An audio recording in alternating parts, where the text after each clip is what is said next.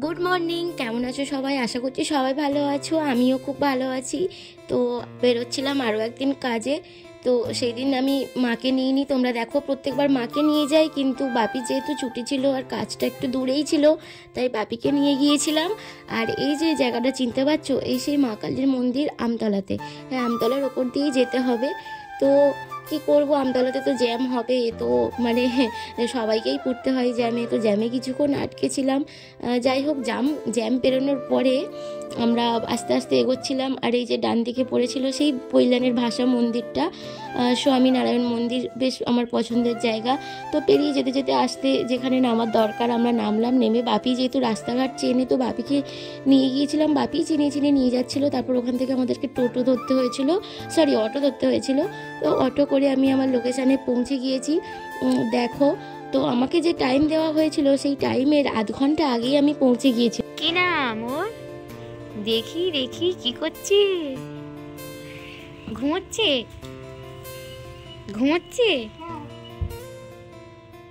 তুমিও ঘুমিয়ে পড়ো।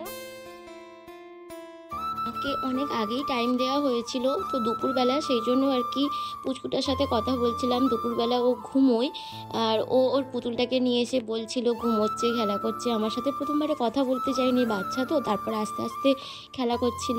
তো দিদিভাই অনেকটা পরে স্নান টান করে খাওয়া দাওয়া করে তারপরে এসে বসেছে। প্রায় বাজে তখন 3টে, আমাকে টাইম দিয়েছিল 2টোর মধ্যে বসবে, কিন্তু উনি যখন বসেছে তখন 3টে বেজেও 10-15 হয়ে গিয়েছে। তারপর আস্তে আস্তে আমি আমার কাজ শুরু করলাম। উনি যেমন যেমন আমাকে বলেছিল তো তেমন করেছিলাম। তো মেকআপ করতে করতে এবার ফুলের দিকে যাই। এই দিদিভাই অনেক ফুল আনিয়ে রেখেছিল, সেই ফুলগুলো সব খোপায় পড়তে চায়। তো গোলাপ থেকে শুরু করে জিপসি, করণ ফুল সব এনেছিল, আর আমাকে বলেছিল সব ফুল তুই মাথায় লাগিয়ে দিবি, যতটা দেওয়া যায়। তো আমিও চেষ্টা করেছিলাম দিতে। আর দেখলে এই দিদিভাইয়ের দিদি জিপসিগুলো কেটে সেট করছে। আমি বলে দিয়েছিলাম এইভাবে করো, তো উনি ঠিকঠাক করে রেডি করছিল।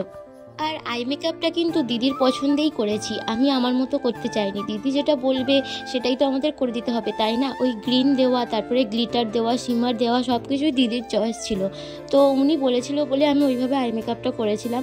যাই হোক, আর বলেছিল চোখটা একটু টানা করে দিবি, তো আমি সেরকম করেছিলাম, মানে করার চেষ্টা করছিলাম। লাস্টে যে হাইলাইটার দিচ্ছি, দিয়ে মুখটাকে হাইলাইট করছি। আর সত্যি কথা বলতে কাজটা খুব তাড়াতাড়ির মধ্যে করেছি, কারণ উনি আমাকে বলেছিল 4টের মধ্যে ছাড়তে হবে। আর তোমরাই বলো 3টে থেকে 3:30-এর মধ্যে বসে 4টের মধ্যে কিভাবে কমপ্লিট করা যায়? সেটা তো কখনোই সম্ভব না। তো কি করব, আমার প্রসেসিং পরপর চলতে থাকছে আস্তে আস্তে। তারপর এখানে জুয়েলারি সেট করছি।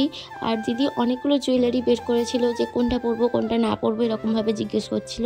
তো আমি বললাম তোমার যেটা ইচ্ছা পরো, কিন্তু এই সিম্পলগুলো পরলে আমার মনে হয় ভালো লাগবে।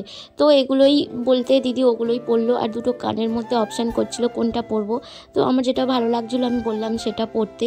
আর এইখানে দেখো খোপাটায় সব রকম ফুল সেট করছি, আর এখনও জিপসির তারা গোটা পড়ে আছে, তো পুরোটা তো দেওয়া সম্ভব নয়। তো আমার কাজ এখানে কমপ্লিট, সব কিছু রেডি করে দিয়ে আর বাপি আর আমি বেরিয়ে পড়েছি। বাড়ি ফিরতে হবে। তো ফিরতে আমাদের অনেকটাই রাত বলবো না, সন্ধে হয়ে গিয়েছিল। তো দেখো এখানে লোকটা কেমন লাগলো। ফিরে আসছি আবার নতুন কোনো কাজের ব্লগ নিয়ে।